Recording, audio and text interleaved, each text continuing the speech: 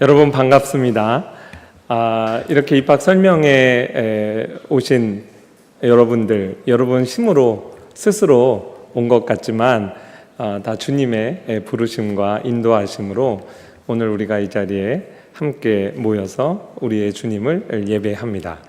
입학 설명회에 또 잘 어울리면서 또 우리 기존의 학생들은 좀 기본으로 돌아가는 우리가 무엇을 추구하고 또 왜 이 자리에 있는지를 좀 생각하는 그러한 말씀을 좀 함께 나누고자 이렇게 디모데후서 3장 16절에서 17절 말씀을 봉독했습니다. 설교 제목이 있고 또 부제가 있는데요. 한번 화면을 넘겨주시겠어요? 모든 성경은 이제 오늘 설교 제목이고 설교 제목에 부제도 있습니다. 성경은 교회에 주신 정경이라는 겁니다. 2년 전인데요. 아주 인상적인 기사를 제가 봐서 좀 스크랩을 해놨어요. 2023년 2월 달에 코덱스 사순이라고 이제 10세기의 그 히브리어 성경 이제 사본입니다. 이것이 이제 경매 시장에 앞으로 5월 달에 나올 예정이다. 이렇게 보도가 되면서 아마도 역대 최고가를 기록할 것 같다 이렇게 이제 기사가 실렸습니다.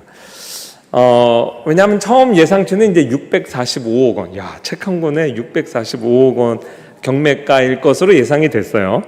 이 코덱스 사순은 이제 1100년 전 그 히브리어 레닌그라드 사본에 거의 필적할 정도로 보존 상태가 좋습니다. 이제 성경의 여러 사본들 가운데 하나인데 이게 이제 경매 시장에 나왔는데 그 이후로 제가 이제 추적했죠. 실제 얼마에 거래됐는지. 이제 5월 달에 예상된 가격보다는 좀 많이 못 미쳤어요. 그래도 510억 원에 이제 거래가 됐습니다. 와, 그래서 도대체 이게 뭐길래 그렇게 비싼가? 우리나라 또 신문에도 매스컴에도 그렇게 이제 보도가 됐습니다. 그 1위는요, 미국 헌법 초판본이래요. 이 기록은 이제 깨지 못했는데, 한 가지 우리가 기억을 해야 되는 것이 성경의 사본이 이제 정말 많이 있습니다. 근데 그 중에 하나가 이렇게 이제 높은 가격에 거래된 거죠. 성경이 이렇게 이제 사실 값어치가 있어요. 근데 제가 그런 생각을 했습니다. 저는 원래 이제 역사를 전공을 했습니다. 여러분 1000년 전에 책을 서점에서 이렇게 사서 읽어보신 적 있나요? 사실 뭐 500년 전 조선왕조실록 그거 이제 연구자들이나 공부를 하죠. 지금 교보문고에 가서 인기 있다는 베스트셀러 코너에 있는 책들이 100년 지난 다음에 있을까? 200년 지난 다음에 있을까? 과연 500년 지난 다음에 있을까요? 뭐 노벨 문학상 정도 받았으면 100년, 200년 정도는 그래도 이제 갈 겁니다. 근데 사실 우리가 500년 전 사람들하고 같은 텍스트를 읽는다는 것 그건 거의 불가능합니다. 근데 성경은 정말 신비한 책이에요. 500년 전 사람과도 우리가 공감하기가 힘든데 이 책 지금 코덱스 사순에 있는 이 내용이 여러분 갖고 있는 성경 구약 39권 내용과 똑같거든요. 근데 이게 1000년 전의 사람들도 이 텍스트를 읽었다는 거죠. 같은 텍스트를 읽는다는 것도 참 신기한데 그 텍스트를 읽고 우리가 은혜를 받아서 내 삶이 변화되고 구원받고 또 이렇게 소명의 자리까지 나오도록 만드는 이 성경책이 정말 신기한 책입니다. 1000년 전 사람과 종교와 문화와 언어를 초월해서 우리가 같은 텍스트를 읽고 있는 거예요. 1000년 전 2022년에 사해사본 1947년에 발견됐잖아요. 쿰란에 있는 이제 동굴에서 목동에 의해서 이제 발견이 됐는데 그거를 기념하는 이제 75주년 그 해를 이제 기념하면서 이렇게 이제 신문에 또 실렸어요. 제가 이렇게 어려운 다른 그 소스를 갖고 오는 게 아니라 제일 좀 일반적인 뉴스 보도 됐던 것들을 여러분께 이제 소개를 합니다. 현대 성경과도 정말 놀랄 정도로 차이가 없다. 이 신문 기사에 보면 우리가 이제 성경을 보통 번역할 때 1008년에 이제 레닌그라드 사본을 이제 대본으로 쓰고 많이 번역을 하거든요. 근데 이제 이 사회사본이 BC 2세기니까 거의 1200년을 앞당긴 거예요. 성경이 2000년에 걸쳐서 우리에게 전수되는 가운데 많이 텍스트에 이제 오염이 있었겠다. 이렇게 이제 특히 이슬람 쪽의 학자들은 의심하고 그러잖아요. 근데 이 사회사본이 딱 발견되면서 그런 이야기가 이제 쑥 들어가게 됐습니다. 에스더만을 제외하고 구약 그 39권 중 38권이 그대로 있어요. 여러분 지금 보고 계시는 저 이사야 텍스트는요, 이사야 우리가 갖고 있는 66장하고 똑같습니다. 그래서 이 신문 기사에도 거의 성경과 차이가 없어서 차이점이라면 필사자의 오류로 인한 만약 그리고 하지만 등의 단어 정도라고, 이제 물론 우리 이사야 전공자가 우리 교수님 중에 두 분이나 계셔서 조금 더 자세한 이제 내용은 학교에서 배우시겠지만, 일반인들 역사가들의 시각에서 볼 때 놀랍 정도로 잘 보존이 됐다. 생각해 보세요. 2000년 전 사람하고 우리가 지금 같은 텍스트를 읽고 있어요. 종교와 문화와 언어를 초월해서. 그리고 그 텍스트를 읽으면서 은혜를 받습니다. 이 성경 자체가 하나님이 살아계신 증거고, 성경 자체가 하나님 말씀이라는 이제 증거가 돼요. 제가 공부했던 인문학도요, 뭐 공대는 굉장히 빠르게 변하지만 정말 그 이론이 저희 교수님이, 지도 교수님이 공부했던 텍스트와 제가 공부하는 텍스트가 달라집니다. 이게 학풍이라는 게 계속 변하거든요. 그러니까 어느 날 제가 한 학기를 마쳤는데 제 책에 지난 한 학기 동안 제가 읽었던 책이 원서로만 50권이 쌓였어요. 그래서 이제 그걸 보고 또 제가 늘 묵상하는 이렇게 손때 묻은 이 성경책, 이제 이거를 이렇게 보다가 어디에다가 내 인생을 걸 것인가 너무 자명하더라고요. 지금 인류가 기독교를 받아들이지 않는 사람조차도 인류 문화의 최고 비싼 책, 유일한 책, 이 변하지 않는 이 책, 여기에 사람이 지은 모든 다른 책이 과연 비교가 될까?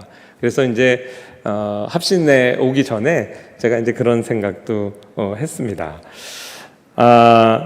모든 성경이라고 그랬잖아요. 이게 모든 성경은 정경을 의미합니다. 정경이 모두 몇 권인가 정도는 이제 우리가 한번 확인을 해봐야 되겠죠. 구약 정경이 이제 말라기까지, 창세기부터 이제 39권입니다. 근데 여러분 좀 들어보셨을 거예요. 구약과 신약 사이 이제 외경이라는 게 있는데, 로마 캐톨릭은 외경을 보존하고 이제 개신교는 그걸 버리고 왔다. 천만의 말씀이에요. 외경이 정경이었던 적은 한 번도 없습니다. 우리는요, 우리만큼 이 성경을 정말 생명과 같이 생각하는 유대인들의 그 구약 정경과 우리가 정확히 같아요. 그래서 그 부분을 이제 염려하실 필요가 없어요. 이제 속설에 따르면 AD 70년 이제 예루살렘 멸망한 다음에 AD 90년경에 얌리아에서 유대인의 지도자들이 모여가지고 구약 정경의 리스트를 기존까지 갖고 있던 리스트를 이제 재확인하는 이제 회의를 하게 됩니다. 거기에서 이제 어떤 의미가 있냐면, 그 70인경이라고 BC 3세기부터 1세기에 걸쳐서 구약 히브리어 텍스트가 이제 헬라어로 번역이 되거든요. 근데 그 70인경에 히브리어 정경에서 번역한 내용 플러스 일종의 참고 문헌으로 히브리어 대부분 대본이 없는 그냥 헬라 말로 된 소위 말하는 이제 외경에 해당하는 한 텍스트 한 7개 정도를 거기다 이제 붙여놨어요. 근데 이제 그것이 정경으로 혹시 오해받을까봐 이제 유대인 랍비들이 우리 히브리어의 정경 리스트는 원래 히브리어 성경 그 자체다, 그리고 이제 그거를 확인하는 결정을 한번 하게 됩니다. 그래서 그 도표에 보면 아시겠지만 우리가 지금 갖고 있는 성경, 이 구약 39권이 유대인의 정경과 정확히 이제 일치하고 그 내용에 있어서 다르지 않아요. 다만 배열이 좀 달라졌습니다. 여기에는 이제 70인경의 배열을 참고했다고 생각을 해요. 근데 훨씬 더 잘 배열을 했다고 봅니다. 보통 구약 정경, 유대인의 정경이 이제 타나크라고 그래서 이제 24권으로 돼 있잖아요. 근데 우리는 지금 몇 권이에요? 예, 39권이죠. 그래서 뭐 내용이 다른가, 뭐 우리가 더 많이 붙였나? 근데 그렇지 않습니다. 12선지서가 타나카 안에서는 이제 그게 한 권이에요. 근데 우리는 12선지자를 풀었죠. 그러니까 24권 플러스 12라면 돼요? 11을 해야 되죠. 그럼 이제 4권이 남잖아요. 사무엘상하, 역대상하, 열왕기상하를 하나로 묶었습니다. 그리고 특이하지 않아요. 원래 불가타 성경도 에스라하고 느헤미야가 한 권이었어요. 그래서 에스라, 느헤미야. 그래서 그 내용에 있어서 유대인의 39권하고 이제 똑같습니다. 신약은 정경이 모두 몇 권일까요? 27권입니다. 이거에 대해서도 정경 후보가 뭐 많이 있었는데 이것저것 이제 교회가 걸러내고 27권으로 확증했다. 이런 이야기들 좀 들어보셨을 거예요. 그 현실이요. 막상 알고 나면 거의 귀담아 들을 필요가 없다는 걸 알게 됩니다. 소위 말해서 신약 정경의 후봉원에 올랐던 대표적인 이제 책이 헤르마스의 목자서가 있고요. 베드로의 묵시록이 있고 바나바서간이 있고 클레멘스의 제 1서신이 있어요. 근데 아주 초기에 사본 그 어디에서도 이 네 개를 정경의 후보로 진지하게 실제적으로 고려한 사본은 거의 없습니다. 여러분 이것만을 연구한 사람의 이제 어떤 도표를 제가 좀 축약해서 여러분께 지금 보여드리고 있는데, 그러니까 27권 외에 우리가 좀 들어봤던 그런 텍스트들은 실제 구약 정경 그 후보라고까지 이제 볼 수도 없구나. 그거를 이제 확인하게 되고요. 다만 이제 2, 3세기에 이른 시기에 이제 오리겐이요 이런 이야기를 했어요. 그 히브리서, 계시록은 다 정경으로 봤고요. 그 야고보서와 요한 2, 3서와 베드로후서, 유다서의 정경성에 대한 토론이 있다. 그 어떤 의미에서 그러냐면 과연 저자가 사도가 맞느냐에 관한 이른 시기에 이제 어떤 그런 논쟁이 있었다. 그래서 우리가 갖고 있는 그 27권 가운데 요한 2, 3서, 유다서, 그다음에 이제 야고보서, 또 히브리서도 거론됐었고요. 계시록도 이제 거론돼서 이러한 어떤 그 저자가 누군가. 근데 사실 우리 히브리서 저자 지금도 모릅니다. 그런데 이제 구약 정경 리스트 안에 들어왔잖아요. 그래서 사도가 원래 정경을 기록하는 특별한 어떤 사명을 갖고 하나님께서 사도를 부르셨는데, 우리가 갖고 있는 27권 가운데 누구의 저작인지 완전히 우리가 확증하지 못하는 상태에 히브리서가 이제 들어온 게 있는 거죠. 그래서 이렇게 저렇게 이제 따져보면 그 대략적으로 4세기 중엽이 되면 지금 27권의 정경이 거의 모든 헬라와 이 라틴 교회들 안에서 정경으로 이제 인정이 됐고요. 아예 그 교회 회의에서 27권의 이제 정경 리스트가 확정된 거는 제3차 카르타고 회의예요. 제가 이제 신학교에 들어오고 그 교회사를 배우기 전에는 조금 아쉬운 마음이 있었어요. 그 AD 100년경에, 그러니까 이제 2세기 초까지죠. AD 100년경까지 해서 이제 신약 성경이 완성이 됩니다. 그러면 유대인들 얌리야 회의처럼 AD 한 150년경쯤에 다 교회가 모여가지고 신약의 정경은 27권 이겁니다라고 조금 더 일찍 발표했으면 좋지 않았을까, 이런 생각을 이제 저와 같은 생각을 하시는 분이 있을 수도 있어요.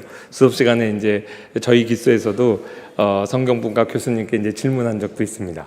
근데 막상 교회사를 제가 연구하고 이제 가르치는 입장에서 그렇게 됐으면 큰일 날 뻔했다라는 생각을 합니다. 여러분, 로마 캐톨릭 전통 안에서 캐톨릭은 성경의 권위만큼 이 교회 전통이 똑같은 권위를 갖는다, 그렇게 주장하거든요. 근데 사실상 교회 전통이 성경 위에 있어요. 근데 이제 그렇게 교만한 자세를 취하는 이유가 뭐냐면 두 가지 비유가 있습니다. 어떻게 성경이 정경이 됐는가? 첫 번째 비유는 뭐냐면 금 있죠, 금. 금이 금된 이유는요, 동양의 어떤 황제하고 서양의 황제가 어느 시점에 만나서 이 보물은 너무 귀중하니까 우리가 금이라고 명명하고 값어치 있게 사용합시다라고 협정을 맺은 적이 없어요. 그냥 금은 금이기 때문에 서로 이야기하지 않았는데도 동양이건 서양이건 굉장히 값비싼 이제 광물이 됐습니다. 그렇죠? 그런 식으로 하나님의 말씀은 하나님의 말씀으로서 자증하는 게 있어요. 그거를 교회가 인식을 하고 세상을 향해서 이것이 하나님의 말씀이고 교회에 주신 정경이다라고 컨펌하는 것, 데클러레이션 하는 것, 선언하는 기능을 하는 것이 교회의 기능이다라는 비유가 있고, 이게 다행히 그래도 항상 다수였습니다. 그런데 이제 로마 교황의 교회의 권위를 지나치게 우상화하는 로마 캐톨릭의 전통 안에서는 여러 정경의 리스트, 후보들이 있었는데 이것을 정경으로 확증하는 것은 교회가 그렇게 정했기 때문에 정경이라는 거예요. 이렇게 되면 교황의 해석이 성경보다 더 위에 있게 됩니다. 그래서 이제 종교개혁할 때 이제 많이 이게 싸운 거 아니겠어요? 안 그래도 로마 교회 전통 안에서 하나님의 계시 말씀보다 인간의 전통을 더 우위에 두는 그런 교만한 행태를 우리가 많이 봐왔는데 150년경에 그렇게 해보세요. 거봐라 이렇게 되는 거죠. 그래서요, 약 200년, 250년 기간을 교회가 카타콤에 있었습니다. 좀 단순화시켜서 얘기하면 로마의 극심한 박해기 있잖아요. 근데 이미 교회는 동방과 서방 끝까지 다 퍼져 있었어요. 예배 드릴 때 이제 박해기가 끝나고 4세기에 지상으로 다 올라왔는데 다 똑같은 텍스트를 하나님의 말씀으로 사용하는 거예요.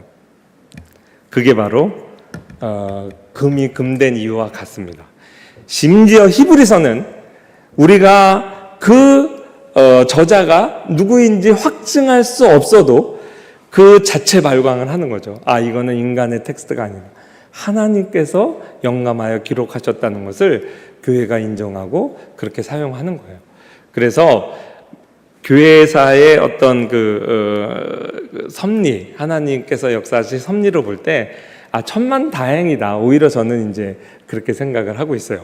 자, 이제 모든 성경에 숫자가 66권이다. 여기에 대해서 우리가 아주 안심할 수 있다라는 것 정도를 지금 이제 말씀을 드렸습니다. 여기에 시간을 벌써 많이 갔죠. 자, 지금부터는 이제 원문이 어떻게 이제 번역되는가를 이제 좀 말씀을 안 드릴 수가 없는데 한 포인트만 말씀을 드릴게요. 히브리어 성경, 헬라어 성경을 각 민족의 언어로, 우리의 방언으로 번역을 할 때 성경 단어 하나가 얼마나 정확히 번역돼야 되는가를 역사적으로 잘 보여주는 게 그 유명한 창세기 3장 15절 입사 논쟁이에요. 제가 종교개혁사 시간에 이 부분을 늘 이제 소개를 합니다. 여러분, 성경 66권에서 메시아를 만날 수 있는 첫 번째 장소가 어딘지 아세요? 바로 범죄 현장이었던 거 아세요? 창세기 3장 15절에 내가 너로 여자와 원수가 되게 하고 내 후손도 여자의 후손과 원수가 되게 하리니 여자의 후손은 내 머리를 상하게 할 것이라. 이렇게 이제 하나님이 말씀하셨죠. 이 여자의 후손이 누구예요?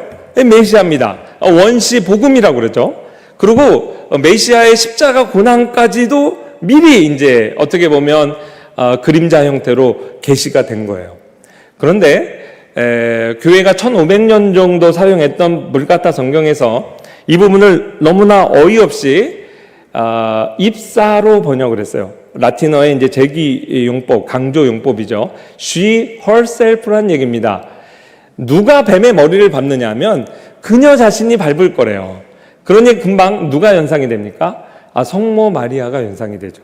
그래서 오늘날 우리 한국에 있는 천주교 교회당 가봐도 또 유럽 여행을 해보면 이 불가타 번역의 근거에서 지난 1500년 동안 얼마나 많은 그림과 조형물이 예수 그리스도가 아니라 성모 마리아께서 앞으로 사탄의 머리를 밟는다는 조형물과 그림이 얼마나 많은지 몰라요.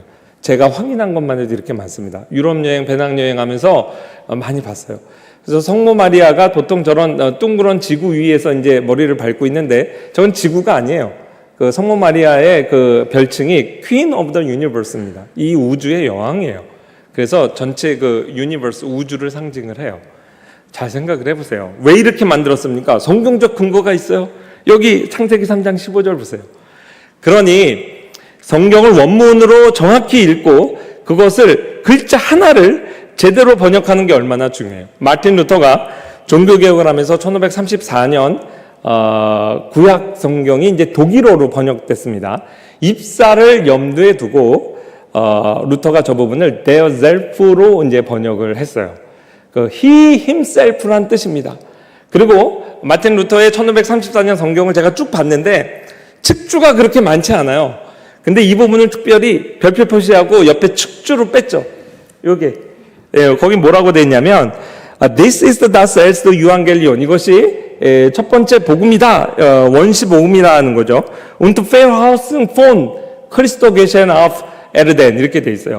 이 땅에 오시는 예수 그리스도에 대한 첫 번째 약속이라는 거예요. 이 첫 번째 유앙겔리온을 이 원시 복음을 1500년 동안 로마 캐톨릭 신자들이 만나지 못한 거죠.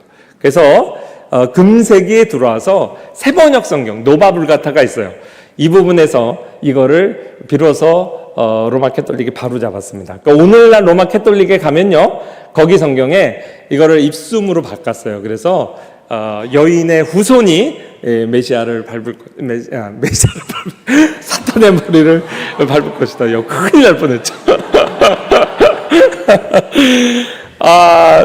1534년 루터의 바이블이 나왔다면 1531년에 쭈리히 바이블, 이거는요 2022년에 우리 박상봉 교수님과 그때 총장님과 제가 종교개혁지 어떤 사료 같은 거 좀 살라고 이렇게 방문을 했어요.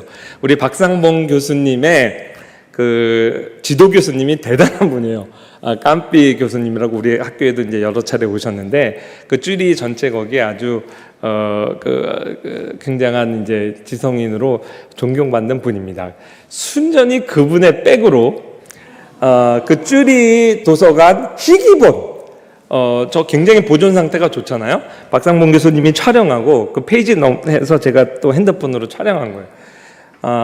루터의 그 1634년 독일어판 번역보다 3년이나 앞서서 우리 리폼드 개혁파의 선배 츠빙글리, 콘라드 펠리칸 이런 사람들이 이제 번역하면서 여기에도 역시 their self 이렇게 돼 있죠.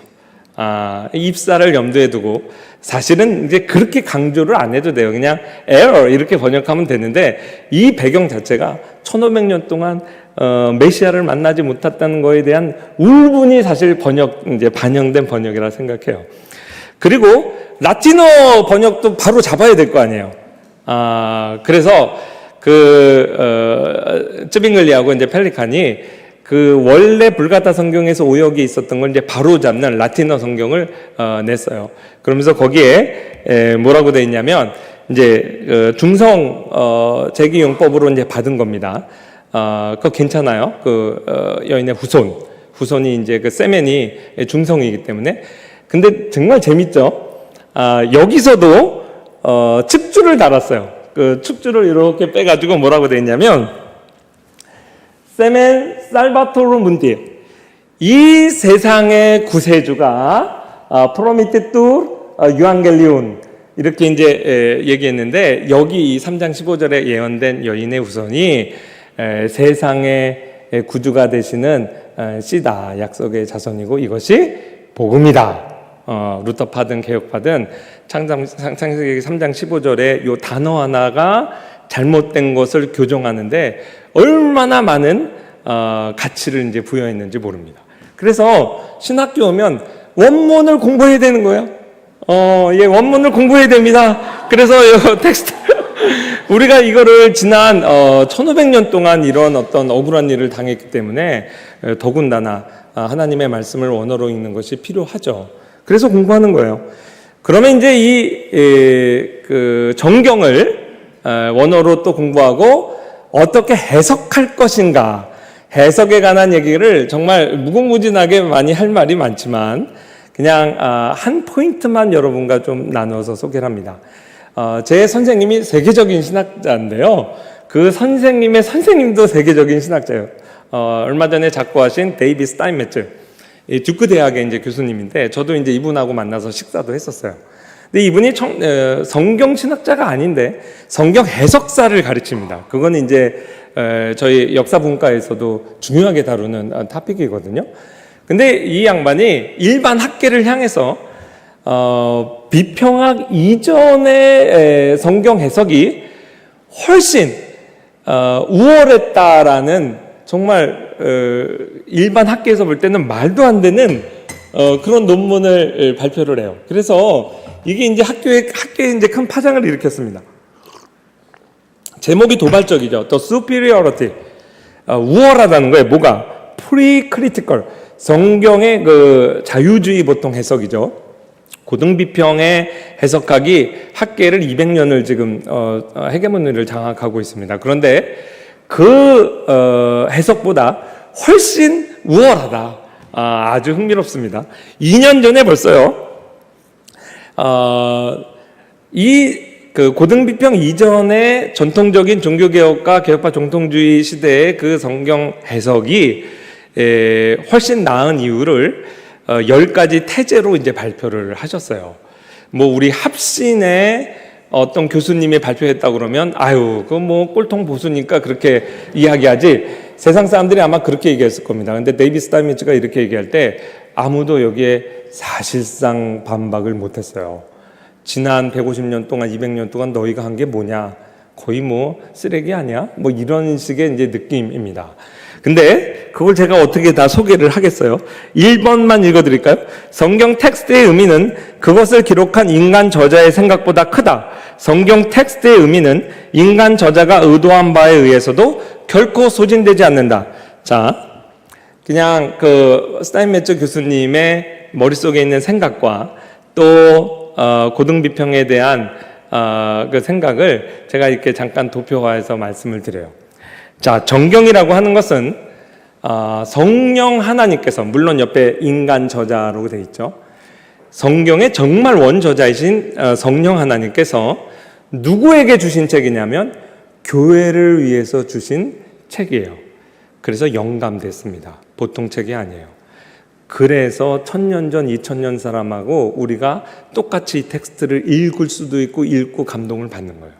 이 책 자체가 인간에게 기원이 있다면 그건 불가능한 얘기라고. 2000년이 지나도록 지난 2000년 동안 모든 문화권을 초월해서 종교와 지식 수준을 다 초월해서 하나님의 말씀이니까 우리가 지금 이것을 같이 읽고 같이 은혜를 받고 이 안에서 우리가 주시는 진리 말씀으로 거듭나고 영원히 살아난다고. 이런 역사는 하나님이 이 텍스트를 하나님이 저자이시기 때문이고 하나님이 영감하셔서 누구를 위해 줬냐면 교회를 위해 줬어요. 고등비평의 프로젝트는 뭐냐면 이것이 정경화되기 이전에 어떤 문서로 존재했느냐를 이제 탐구하는 거예요. 그리고 마치 그것을 발견하면 성경을 해석하는 데 있어서 그것이 가장 권위 있는 해석이라는 전제를 한 겁니다. 그래서 곡괭이를 들고 이 정경화되기 이전의 소위 텍스트들을 가정하여 만들어내는 거예요. JDP 문서설, 신약에서 쿠벨러 소스, 뭐 이런 것들이 다 그런 어떤 가정하에 정경화 이전의 텍스트를 찾는 겁니다. 자, 그것이 있다고 생각해 봅시다. 찾았다고 생각해 봐요. 그럼 그거를 정경, 모세오경이라고 그러는데 이거는 모세가 진 게 아니라 이름 모를 어떤 인간 편집자가 있겠죠. 그 사람이 이 텍스트를 정경화되기 이전에 어떤 텍스트를 처음에 작성했을 때 어떤 의도로 이 글을 썼고 누가 그걸 받았을까요? 그것을 받은 교회 이전의 공동체가 그것을 어떻게 이해했느냐가 사실 이 성경 텍스트를 이해하는데 권위 있는 소스가 된다. 이걸 전제로 해서 150년 동안 땅을 판 거예요. 근데 각자 결과가 어떻게 되냐면 발견 못했어요. 그 수많은 학설들이 있고 그 안에서 자기들끼리 합의를 하지 못해요.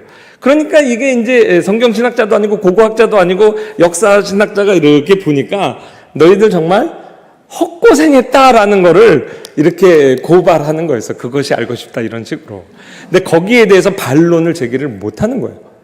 여러분, 성령 하나님께서 이 성경책을, 이 책을 영감하여 우리 교회에게 주실 때는 하나님께서 이 성경이 처음에 쓰여질 때 이 성경을 받은 그 독자들이 이해하는 그 수준에서만 말씀을 했을까요? 아니에요. 이미 이 성경을 영감하여 쓰실 때는 지금 저와 여러분을 생각하며 쓰셨다고요. 그러니까 이 텍스트의 원초적 의미가 뭘까? 교회 이전의 공동체는 이걸 어떻게 이해했을까? 처음에 정경화 이전의 텍스트에는 뭐라고 돼 있었을까? 알 수도 없고 알 필요도 없는 거예요. 그 내용을 스타인베 교수님이 학자적으로 그렇게 이제 잘 지적을 해주신 거죠. 그래서 이 선생님이 얘기한 태제를 하나하나 이제 제 선생님이 또 논문을 써서 잘 해설을 했습니다. 그 중에 1번만 한번 읽어드릴게요. 근대 성경 비평학은 텍스트의 가장 원초적인 의미를 찾고자 시도한다. 이를 위해 성경 텍스트의 진수를 무시하기도 한다. 비평적 해석학은 의미를 텍스트에 대한 전 정경적 프리캐노니컬입니다. 혹은 전 성경적, 성경책이 아닌 거예요. 성경 이전의 텍스트 재구성안에 자리매김하고자 시도한다. 결국 이렇게 하여 재구성된 텍스트는 학자의 머릿속에 있는 텍스트죠. 더 이상 교회의 경전이 아니다.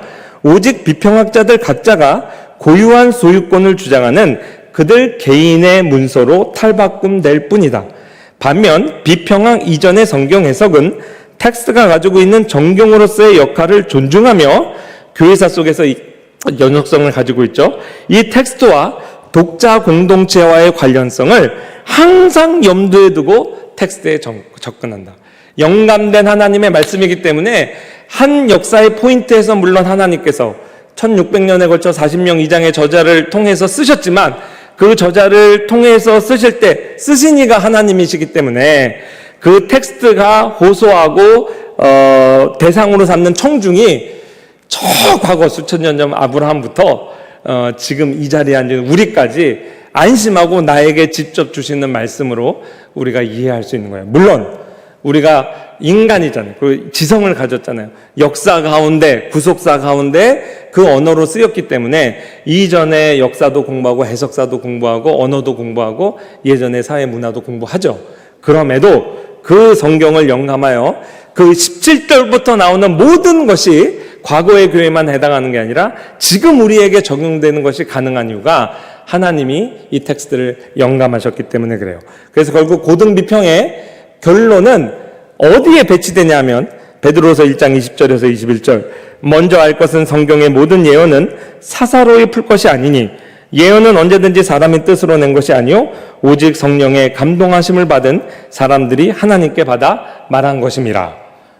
그래서 우리 리차드 멀러스 선생님이 이제 얘기한 게 딱 맞죠. 결국 고등비평학자들이 자기 이론으로 만들어낸 성경은요 더 이상 교회의 정견도 아니고요 사사로이 해석한 자기 사적인 문서가 되는 거예요. 여러분 우리 학교는요 이런 헛물 캐는 짓 안 합니다. 3년 동안 시간 낭비하지 않아요. 물론 이런 고등비평에 대해서 비평적으로 공부합니다. 그러나 거기에 이렇게 애쓰지 않아요. 교회에 주신 하나님의 정경의 말씀을 정말 가장 잘 배울 수 있는 이제 학교가 돼요. 제가 이제 그 증거 이제 예화입니다. 제가 1학년 1학기 때 있었던 두 에피소드를 한번 소개를 해볼게요. 제가 이제 그 신학교에 들어오기 전에 교회에서 뭐 가만히 있었겠습니까? 저는 회장과 총무를 안 해본 적이 없어요. 제 처는 부회장과 회계를 안 해본 적이 없어요. 그래서 교회에서 만났어요. 고등부 때 만나가지고 임원하다가 이제 그렇게 결혼도 했는데 특히 이제 성경 공부 조장 많이 했습니다. 뭐 괜히 그냥 했겠습니까? 저도 소그룹 이렇게 우리 청년들 성경 공부 인도할 때요 10권씩 읽었어요. 5권 성경 주석 읽고 뭐 해서 열심히 성경 공부를 했는데 오병이어 텍스트를 공부하면서 제가 의문을 가졌던 게 있어요. 그게 뭐냐면 여러분 예수님이 공생의 사역을 시작하면서 마귀의 시험을 받죠. 돌들로 떡덩이가 되게 하라. 근데요 예수님이 단연코 딱 거절하시잖아요. 사람이 떡으로만 사는 것이 아니라 하나님의 입으로 나오는 모든 말씀으로 살 것이라. 마귀의 시험의 핵심이 뭐라고 생각해요? 왜 메시아가 되기 위해서 어려운 길 가려고 하냐? 왜 십자가를 지려고 해? 이 세상에서 왕이 되는 건 간단해. 떡 문제 해결하면 돼. 빵 문제 해결하면 이 세상에서는 왕이 될 수 있어. 예수님께서 단연코 딱 거절하시죠.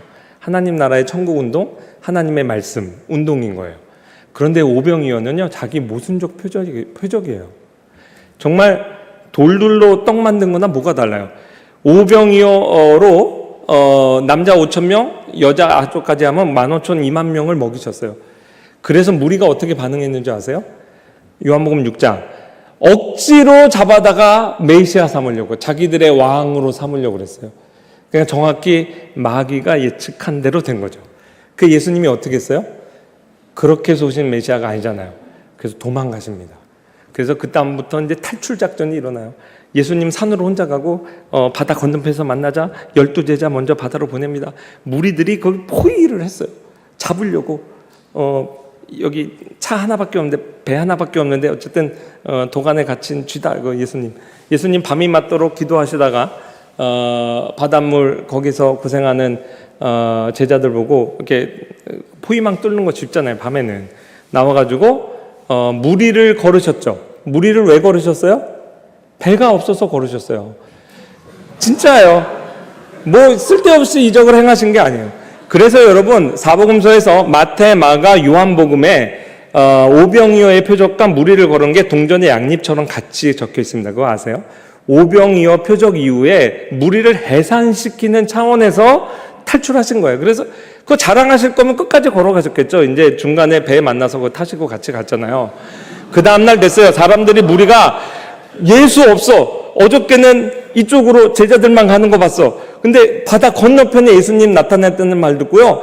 배 있는 사람 배 타고 갔고 없는 사람은 이렇게 돌아서 갔어요. 예수를 찾느라고 헐떡거렸습니다. 건너편에서 예수 만났어요. 제일 먼저 뭐 물어볼게요? 여기 어떻게 오셨어요? 언제 오셨어요? 물어봤어요. 아마 무리를 걸어왔다 그러면 무리들이 아마 더 뒤집어졌을 거 아니에요. 거기에 노 코멘트. 그리고 너희가 나를 찾는 까닭은 떡을 먹고 배부른 까닭이지 표적을 본 까닭 아니다. 썩을 양식 위하여 예리하지 말고 썩지 않은 양식, 영생하도록 있는 양식 위하여 하라. 그러면서 자존심을 팍 상하게 하죠. 그래도 안 떠나요. 예수님의 정말 코믹합니다. 어떤 면에서. 공생애 중에 제일 길고 난해하고 어려운 설교하세요. 그래서 무리가 흩어져요. 여러분 교회가 흩어지는 거는 간단해요. 뭐 스캔들 그래도 안 떠나요. 막 그렇게 있는데 목사님이 일단 설교가 길어야 돼. 그리고 지루하고 난해하고 어렵잖아요. 다 떠납니다. 예수님 제자리까지 떠나려고 했어요. 요한복음 6장 66절이 어떻게 끝나냐면 이제 다 떠나고 예수와 더 이상 다니지 않는. 여러분 이러한 난리가 일어날 걸 예수님이 모르셨을까요? 다 아셨어요. 그러면서도 왜 오병이어 기적을 행하셨을까요? 그 이유가 그 목자 없는 양 같음을 인하여 불쌍히 여기서 무리를 불쌍히 여기서 일으키신 거예요. 오병이어 기적과 평행을 이루는 칠병이어에서는 내가 무리를 불쌍히 여기노라. 나와 함께 3일을 있었는데 먹을 것이 없도다. 이제 끝나고 집회 끝나고 돌아가야 되는데 가다가 기진할 자가 있을 거다. 그렇게 예수님 얘기하면서 그 중에서는 멀리서 온 자도 있느니라. 지금 여러분 여기 와 계시지만 멀리서 온 사람 예수님이 생각하시면서 불쌍히 여긴 거예요. 그래서 제가 볼 때 정말 눈물이 많이 났어요. 하나님 나라의 천국 운동의 원칙을 깨면서까지 하나님이 무리를 불쌍해서 일으키신 표적이 오병이어구나. 그거를 제 안에도 있는 성경 공부 시간에 나눴다고. 근데 제가 우리 조원들하고는 못 나눈 의문이 있었어요. 은혜를 나누면서도 그러면요 이거는 우발적인 표적이라는 거잖아요. 그렇죠? 우발적으로 꼭 안 해도 되는 기적을 하신 거잖아요. 근데 그거에 비해서 사복음서에 다 기록되어 있어요. 예수님의 공생의 표적 가운데 거의 센터를 차지하고 있어요. 그게 너무 궁금했던 거예요. 그거에 비해서는 뭔가 something more, 뭐가 더 있을 텐데. 근데 이제 1학년 1학기 입학했는데 마치 제 고민을 투사해서 그걸 다 아시는 것처럼 박영선 목사님이 수업 시간에 이걸 해석해 주셨습니다. 그때 제가 눈이 번쩍 뜨였어요. 예수님께서 사람이 떡으로만 살 것이 아니요 이렇게 말씀할 때는 신명기 8장 말씀을 기록되었을 때 인용하신 거예요. 인용을 하신 내용을 보니까 광야 40년 동안 이스라엘 백성에게 만나를 먹이신 이유가 나와요. 그들의 마음을 낮추고 그들을 시험하시기 위해 그랬대요. 근데 그 시험의 방식이 굉장히 독특합니다. 사람이 떡으로만 사는 것이 아니요 하나님의 나오는 말씀으로 산다는 깨닫게 하기 위해서는 금식 수련원 데려가야 되는 거 아니에요?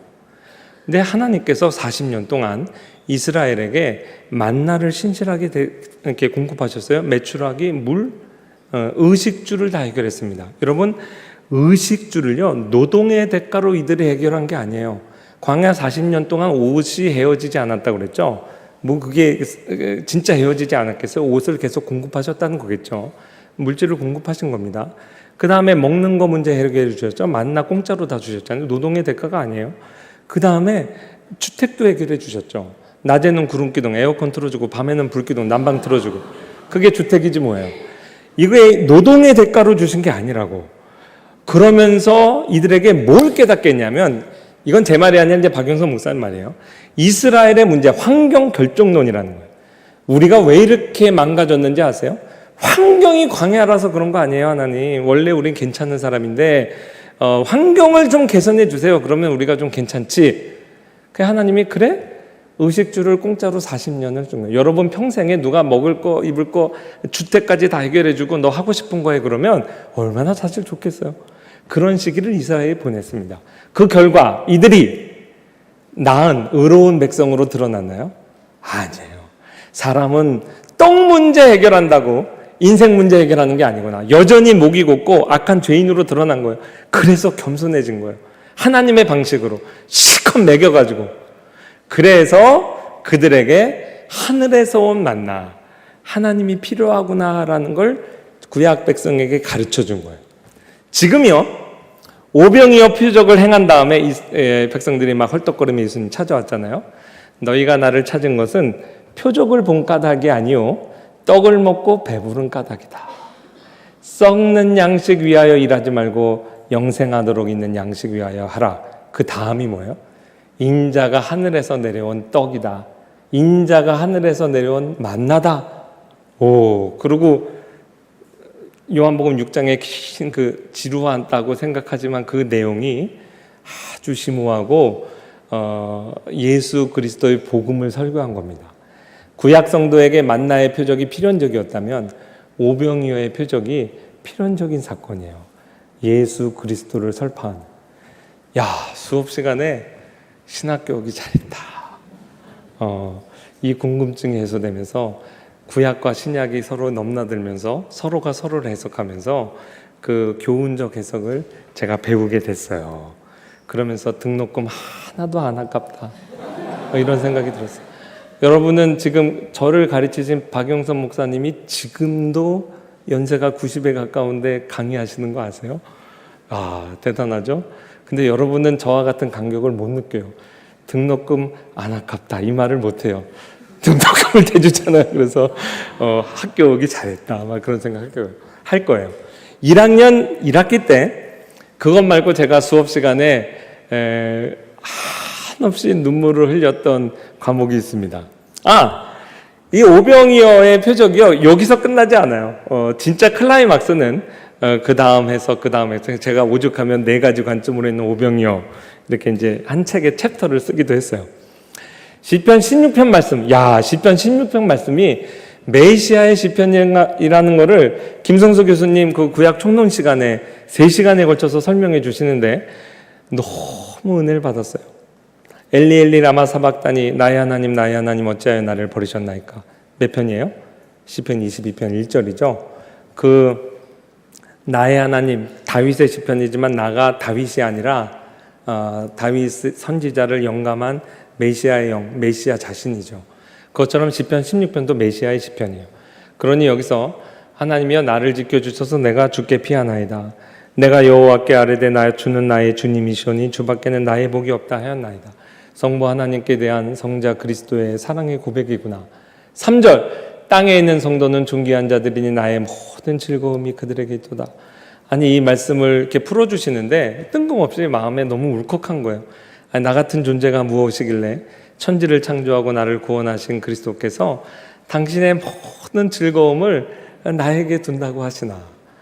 근데 그게 이렇게 눈물이 글썽이는 거예요. 그래서 제가 남자가 또 울면 안 되잖아요. 그래서 이제 이렇게 눈을 수업 시간에 이렇게 천정을 들었는데, 그런 일은 진짜 처음이었어요. 이게 한없이 주책 없이 눈물이 흘리는 거예요. 제가 이렇게 손으로 이렇게 얼굴을 가렸는데 그 눈물이 제 손등을 타고 제 그 책상을 진짜 흥건히 적셨습니다. 일단 너무 창피했어요. 누가 볼까봐. 근데 그 김성주 교수님이요. 여러분 그 강의 못 들어서 죄송하지 정말 안 됐는데 목소리가 너무 마이크를 켜도요 진짜 안 들려요. 90명 중에 3분의 1가 그래서 자요. 안 들려서. 그날따라 제가 앞에 앉아서 알아듣고 그렇게 이제 감동을 받은 거예요. 그래서 제가 그렇게 눈물을 흘린 걸요. 제가 동기들한테 물어봤는데 아무도 몰라. 다 자고 있어서 뒤에서. 그래도 그때 제 마음이 너무 행복했어요. 하나님 저는 이 말씀으로 정말 충분합니다. 내가 이제 소명의 길을 가려고 이렇게 왔는데 하나님이 1학년 1학기 때 나의 모든 즐거움을 너에게 둔다. 하나님의 당신의 교회에 둔다. 이렇게 말씀하신 것이 내 마음을 너무 울려서 더 이상의 은혜를 구하지 않겠습니다. 저는 이 말씀 붙들고 그냥 주님 다시 오실 날까지 이 길을 가겠습니다. 그렇게 기도했던 기억이 나요. 그 1학년 1학기 때 일이에요. 근데 이 시편 16편에 관한 제 묵상은요, 여기서 그치지 않고 그 이상의 은혜를 하나님이 2학년 때 또 3학년 때 이렇게 부어주셨어요. 그 은혜가 너무 커서 제가 작년에 책을 한 권 썼어요. 나의 모든 즐거움이 그들에게 있도다. 제가 이 말씀을 은혜를 받기 전과 후가 30살 때였는데 인생이 달라졌거든요. 여러분 제가 선물로 드립니다. 그래서 제가 진짜 선물로 드려요. 그래서 제가 이렇게 사인해가지고 여러분 그 오늘 선물 패키지에 이 책이 있는데요. 제 1장이 오병이요. 그래서 그 아까 얘기 안 한 거 세 번째, 네 번째 관점. 그 다음에 시편 16편 제가 그렇게 수업 시간에 울고 그거보다 더 큰 은혜를 나누는 부분이 뒷부분에 있어요. 그래서 여러분과 서면으로 대신하겠습니다. 얼마나 신기한지 아세요? 여러분 다윗이요. 골리앗 때려잡은 용장으로만 알죠. 다윗은 선지자입니다. 사도행전 2장에서 오순절 성령 강림의 그때 3,000명을 회개시키는 설교를 한 베드로가 다윗의 메시아의 시편, 지금 16편과 110편을 인용하면서 그는 선지자라 이렇게 얘기했어요. 그리고 다윗도요. 다윗의 마지막 말이라 여호와의 영이 나를 통하여 말씀하시며 그의 말씀이 내 혀에 있도다. 선지자입니다. 그래서요. 베드로가 뭐라고 얘기하냐면 선지자 다윗이 예수 그리스도의 십자가뿐만 아니라 그 육체 부활까지 미리 보고 예언했다 그랬어요. 다윗의 메시아에 관한 지식은요. 여러분 상상을 초월합니다. 예수님이 인정하셨죠. 바리새인들에게 뭐라고 도전해요? 그러면 어떻게 다윗이 성령에 감동하여 어찌 자기의 후손으로 오는 그리스도를 향해 주님 하나님이라 말하며 자기가 그의 자손이 되겠느냐. 그러니까 앞으로 자기의 후손으로 올 메시아가 인간이 아니라 하나님이신 걸 알았다는 거예요, 몰랐다는 거예요? 알았다는 걸 누가 보증해요? 예수님이. 예수 그리스도 메시아의 하나님 되심을 알았을 뿐만 아니라 그 그리스도께서 행하실 일을 얼마나 자세히 알았냐면 시편 40편 히브리서 10장에서 인용하죠. 오직 나를 위하여 한 몸을 예비하였도다. 성육하실 걸 알았습니다. 그리스도께서 행하시는 모든 공생의 사역은 자기의 자의로 하는 것이 아니라 두루마리 책에 기록된 대로. 이거를 이제 언약신학에서는 구속 언약의 텍스트로 봅니다. 엘리 엘리 라마 사막다니 십자가의 고난, 수족이 찢기고 자기의 겉옷이 서로 나누게 되고 속옷을 제비 뽑는 그 십자가의 모든 내용을 미리 보았어요. 그리고 예언했습니다. 육체로 부활할 것, 그거 미리 보고 알았다 그랬죠. 시편 110편을 베드로가 인용하면서 다윗은 하늘에 올라가지 못했으나 누가 올라갔다는 거예요?